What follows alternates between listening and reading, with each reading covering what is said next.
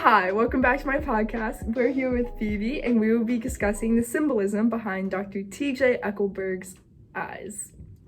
So, Phoebe, where is the billboard mentioned in the book, and what is the significance of the location of it? Okay, so we're first introduced to Dr. T.J. Eckleburg's eyes in chapter 2 when we're introduced to the Valley of Ashes. However, I feel like that's sort of just like an introduction. There's not really that much significance. But however, chapter 7, which is kind of the climax of the book, there are many references to Dr. T.J. Eckleburg, specifically when they are driving down to the garage and they end up stopping at George Wilson's place. And Dr. T.J. Eckleburg's eyes are like, I know what's about to happen. So I feel like Dr. T.J. Eckleburg, the eyes, they kind of represent a higher power. Not necessarily a god, though we do have George Wilson saying God sees everything. But they're kind of like an omnipotent being where the characters are they all have kind of blinkers on.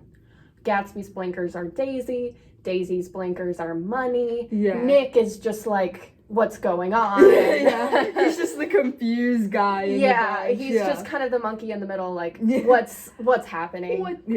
And he can't really truly analyze the situations that he's being just thrown headfirst into, because he's like, whoa, okay, I did not sign up for this.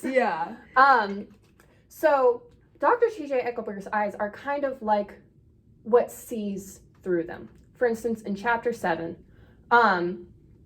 they go to the garage. Dr. T.J. Eckleburg, the billboard is there, and it's looking down on each of the couples, Daisy and Gatsby, Tom and Jordan, Myrtle and Wilson. Everyone is kind of there in that moment under the billboard. And it's almost a little bit of foreshadowing, where the eyes are like, okay, I see what's happening here. I see through the characters. And that's kind of a sense, almost telling the reader, hey, look at everything. Look at everything. Look at all sides of the story when this happens. So would you then argue that maybe the eyes also kind of represent the reader and how the reader sees through all these characters because it knows pretty much a lot of what the characters are like? Or would you argue that the readers are kind of like Nick, kind of lost and they don't really know truth from reality? That's a really good point. I feel like since we're through Nick's eyes and like, for instance, if you're talking about morality, like Fitzgerald really kind of spoon feeds us. Whereas in the beginning, we feel so sympathetic towards Daisy. We're like, oh my God, she's stuck in a terrible marriage. But then by the end, we're like, oh, she is a gold digger. She has no soul. Not even a gold digger, because she's not with him for the money. Like, but I feel like, it's... Yeah, but honestly, looking at I feel like at the beginning, we are very much Nick. Towards the end, where we have a bigger picture, we've seen more points of view. For instance, when we go outside of Nick, we're never outside of Nick. When we kind of go outside of the Daisy and Gatsby situation and how he kind of gets insight into Myrtle and all of that. I don't know why for a second I thought we changed point of view. But towards the end of the story where we have more of the picture, Nick has more of the picture, but now Nick is becoming a little bit more like the omnipotent eyes of T.J. Eckleburg, where his blinkers are slowly being... So I feel like at the end, though, I've bookmarked some pages because I just wanted to remember the quotes. So at the very end, this is right after Gatsby's funeral.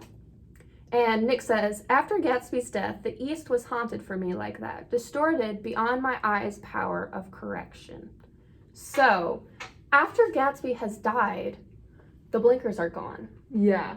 Nick has seen everything for what it is. He even told Tom, like, listen, I don't want to shake your hand because I see who you are. He said Tom and Daisy, they're careless people. And that he's like, Gatsby was, he disapproved of him. He said so in the book, but he kind of sees that he had pure intentions all along. He was deep inside, really had core, pure values. And also looking at the glamour of the East. Of both East Egg and West Egg. That all of these people, they're really just like the money eye emoji. Like, it's just like they don't really have a lot of depth. And finally, he can see past that glamour. Which also, Dr. T.J. Eckleburg, being in the Valley of Ashes, sees beyond that glamour because the billboard is located in the more depraved part of town.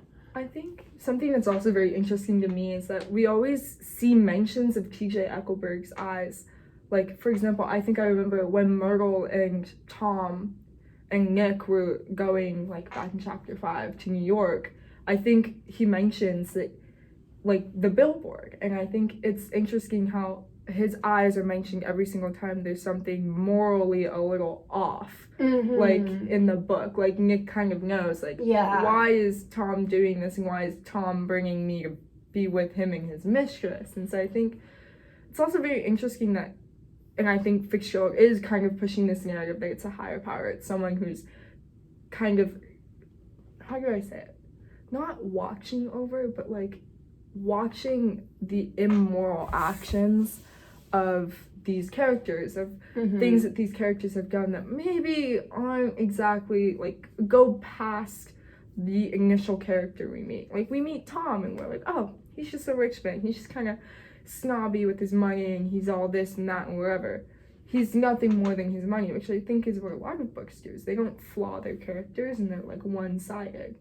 But in this book, we see more sides of him. Like, we see Tom with Myrtle and, like, how he treats her and how that happens. And I think...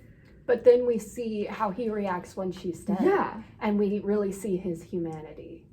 And I think it's the same, like, when Wilson goes crazy. Like, Wilson mentions... when talking to Michaelis, his neighbor, and he's like, I was talking to Myrtle about this, and, like, he was confronting her about this, like, supposed affair, and how he literally pulled her over the window and says, God sees everything. And so I think it really is interesting how these eyes are brought up every time morality of these characters' actions are questioned. And so I think it's really... Yeah, that's a really good point, because that also ties into the blinkers, where it's just like, these people's blinkers are their morality. And the eyes are like, I'm seeing past that. Like, I can see the whole picture, the whole of you. And so, I mean, it is very questionable as to whether or not these eyes really do represent God. I think because it's easy to say God, because Wilson literally says it in the book, but also because God is kind of this being that, like, keeps track of his, followers and the Christians and makes sure that they're doing the right thing. They're, like, being good people. But I think, if anything, those eyes are to Wilson and to the reader, as it's explicitly stated, like, a judge of character. Like, a judge and something that keeps you, like, guessing, like, is this really the right thing to do? Like, am I being a good person by doing this? And I think that's very, like, I think that's at least my perception of the eyes. I think, maybe not God, but maybe, I don't know, like, what else is a judge of character? Kind of like a judge, like, sitting in a court, deciding whether or not it's a crime or not, but instead these eyes to Wilson and to some characters and to me,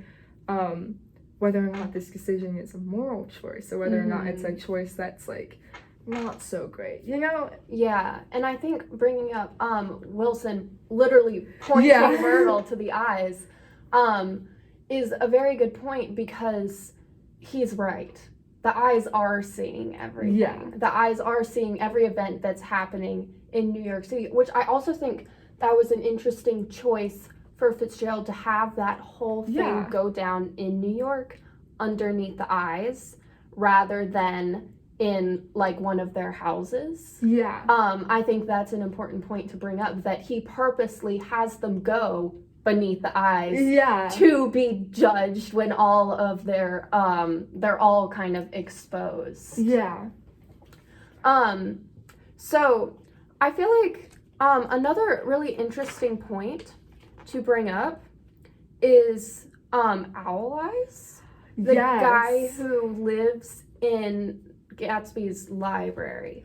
I think it's very interesting. I remember bringing this up in class, like in a discussion earlier on. I was like, is Owl Eyes and like T.J. Eckleburg connected? Because there's mentions of glass losing eyes with both characters. And for me, it was very interesting because Owl Eyes literally lives in Gatsby's house. Mm-hmm. Like, his name is Ewing. Like, it's feels connected, and it feels like almost this judge of morality is like wandering around Gatsby. Yeah.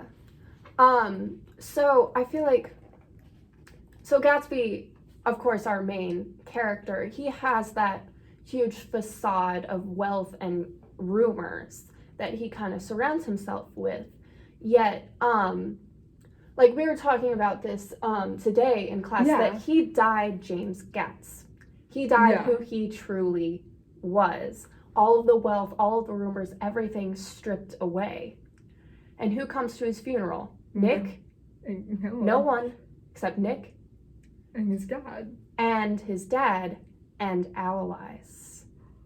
Right. Yeah, which I feel like he represents Dr. T.J. Eckleburg because, again, eyes, so much reference to the eyes. Yeah.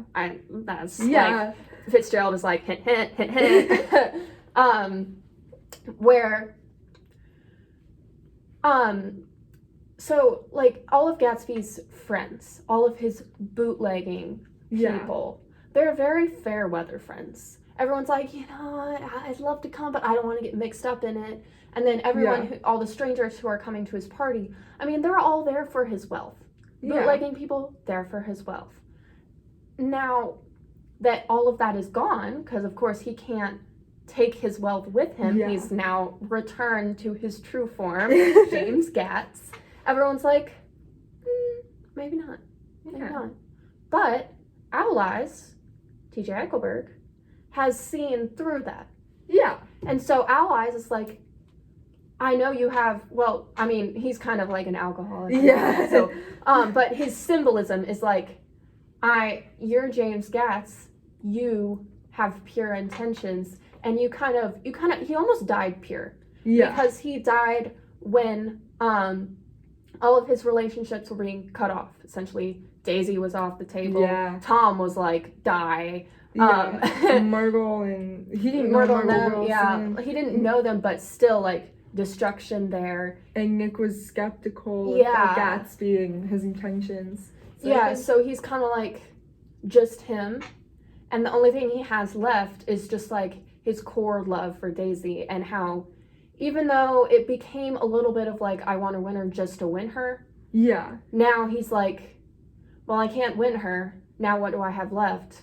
Just the core fact that I still love her.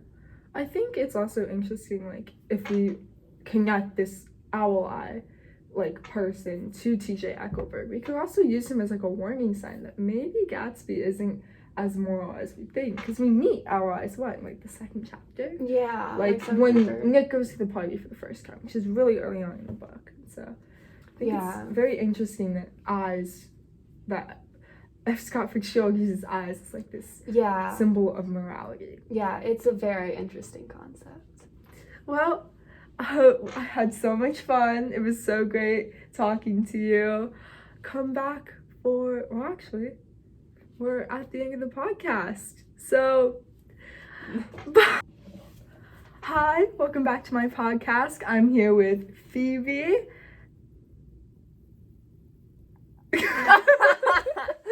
Okay. I think we should save that one. Just us going like,